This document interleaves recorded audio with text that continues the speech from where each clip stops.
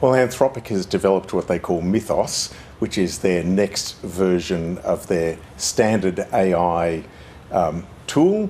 Many people would use Claude. It's just the latest after Opus. And what they discovered when they built that tool is that it's very good at hacking. More importantly than just finding vulnerabilities, it can chain these vulnerabilities together. And it can also write code to exploit those vulnerabilities. So in short, they've created something that's pretty dangerous. So there are reports out of the US that American banks have been warned about it. What's the concern there over how it could be used? Yeah, so Anthropic has actually done the right thing in the sense that it's telling governments about it and critical infrastructure.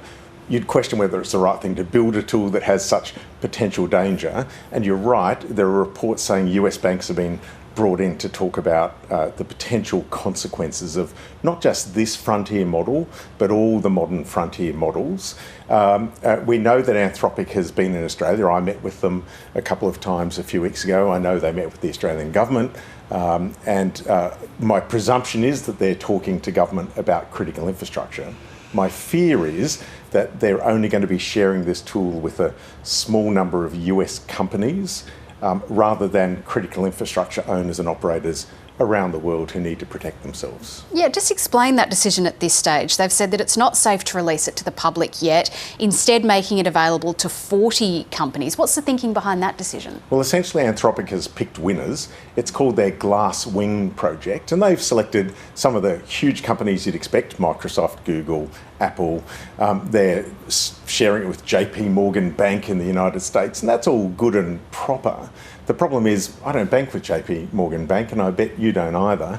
And I bet you don't drink the water from a US company, you drink it from an Australian company. And on that list goes. So if they have genuinely created a tool that can hack pretty much any software, at least that's their claim, and they're only releasing it to a small number of trusted parties in the United States, what about all the software chains that we use? We use a lot of the common chains, the large software companies, but we use a whole range of small bespoke software, and that's where the real problem lies. And I'll finish on this point.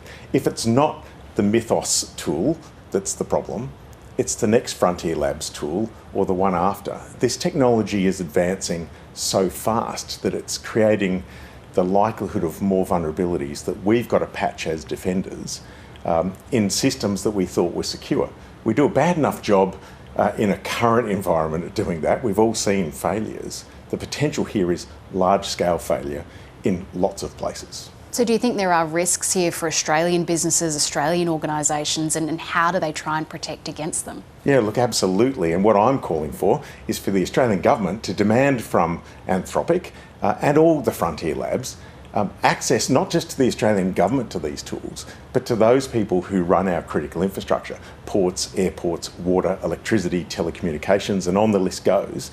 They need to have access to this tool so that they can look for those vulnerabilities before hackers do. You wrote in the Australian Financial Review that we have crossed the Rubicon here. What do you mean by that? Well, it's like we're in a new era. We've passed a point of no return. We've made a commitment now that this AI stuff is real. Now, let's say, and I've got friends in this industry who disagree completely with me, which must inspire you with confidence, who say, look, it's just more of the same. We'll find a few more vulnerabilities, but so what? So let's say they're right. What about when the next tool comes that has superhuman capabilities, finds not just one or two holes, but hundreds of holes in software? What do we do then? So essentially, I think we've started that journey now. I was originally skeptical of what AI could do from a security point of view. I'm now convinced it's a problem. Eventually, it'll be beneficial. We'll write better code. We'll find vulnerabilities and not ship dodgy code to consumers and corporates. But until that happens, we've got this nexus between really bad code and technology that's not designed to be exposed to this stuff and really good tools that are going to find vulnerabilities and exploit them at a scale that we're not used to. So much to get our heads around. Alastair MacGibbon, thank you very much for your time. Thanks.